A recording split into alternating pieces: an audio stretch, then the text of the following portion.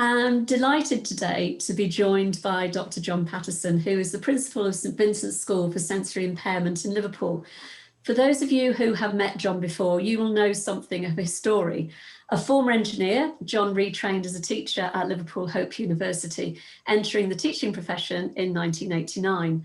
He then worked in Liverpool schools and was headhunted to generate educational ideas for Objective One programmes, which took him into primary and secondary schools across the city. Various positions at Liverpool Hope University subsequently led him to a secondment by the university onto a number of entrepreneurial learning initiatives and to establish a free school. He took up the role of principal at St Vincent's School for Sensory Impairment in 2012.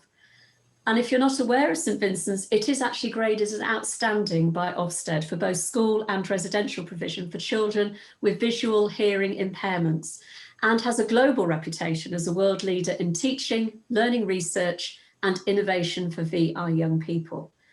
And it's amidst national awards and peer reviews, which demonstrate John's commitment and passion to his young people and all who experience sensory loss, that we've invited John to come and share with us some ideas of a new project that he's being involved with. But one of the ongoing projects John and his young people at St Vincent and universities also are engaged with is the Sight Box. And if you would like to find out more about that particular project and how it can help you in your citizenship curriculum, then click on the link below. But today, John is here to share with us an exciting opportunity for you as a chaplain to be involved in the pilot of a brand new project. So John, over to you. Well, thank you very much indeed for such a lovely introduction. Thank you. And thank you for this opportunity, to share what we're doing. Ultimately, this is about how we can find routes to employment and opportunities for visually impaired and hearing impaired young people. Employability, 85% unemployment, horrendous. And on average, 5 to 6 less friends. These are the things we need to challenge because we know less friends, isolation, mental health. We need to do something collectively. So this is about how as chaplains, we can invite and say, do you know what? We'd love you to collaborate with us.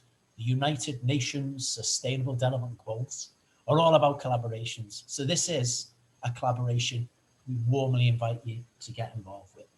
At the end of the day, there is the Impact Journal, which came out to schools in November. And there's an article in there called Lighting Pathways, Investing in Visually Impaired Creativity. So the backdrop of it, I invite you to read. Should you get interested, there's more detail in here. But it's a simple project, actually. There are 7 themed comics that our children worked with an artist to develop. These 7 citizenship-themed comics, hope and justice and peace, all come from an essay that one of our youngsters wrote and read in New York, would you believe? So there is an essay called The Journey for Peace. And in this essay, he asks statues of Liverpool, how can we find peace? And they all give him answers. The liver birds, the great Secundod, they all give him answers. These are what we put in the stories. But there is a curriculum that surrounds these 7 themed comics. You could use these remotely. We've got schools that have been using them remotely. But as a chaplain, it gives you the opportunity to put the things into these 7 themes that are of relevance to your pupils now, of relevance to your community right now. What are the major issues that we all share? But what are the unique issues in your community? So use and adapt the comics to address those things of relevance to your pupils. On the website, there is a project and it explains how you use the comics.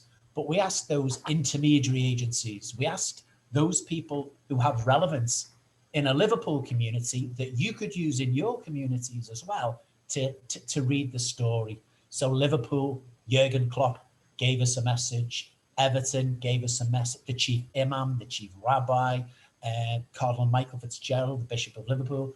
All of these organisations, if you like, including right at the end, Merseyside Police, are in your communities. So you can use the little video to introduce the storyline. We're developing it where we're asking your pupils to write stories with us and Zoom with our children in Liverpool. What's it doing? It's generating friends for our children. It's engaging with creativity. and it's of relevance to your local community. These things map together. What we'd love to do, actually, at the end of the project, there's a way it links to Sitebox. So raising 1 penny, and that penny can be matched by Rotary and the Lions. So in your communities, there will be Rotarian clubs, there will be Lions. So you can engage these people, these organizations in your school to back up the messages that you're needing to promote and do something about as a chaplain. So that's where we're up to in Liverpool, and that's the project we deeply love to work with you upon. That's fantastic. It's really exciting. It's particularly it's originated by one of your young people, and that's obviously, you know, gives it more life and more connection really, perhaps with the young people themselves. So if a chaplain were to want to get involved, what would they need to do, and how much time? What kind of commitment? Is it financial commitment? What is that you require from them? There's no financial commitments. The whole project is up online on St. Vincent's projects area of the website. There's no financial input. There is a way that you can access funding in your locality. If you want to expand the project further, it's all explained in the website. It's the time.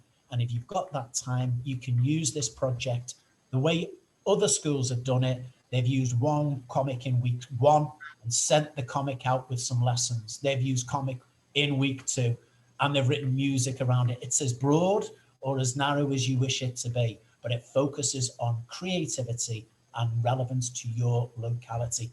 I've actually, Redemptorist have just published a short book on accessing and supporting VI, which is just been published by them. If you want to know how to focus onto VI, particularly if you have VI in your community, please get in touch and we'll give you many more resources. If you want to know how to run it of relevance to your community, do email me directly. I'm happy if you give people my email, I'm happy to explain how it can be done. If you want it attached to your Ofsted, if you want it attached to goodness knows what, we've piloted it in many different ways. I'm very happy to give the time and support to make it happen and help find the people that can support you in making it happen in your community, because they are there.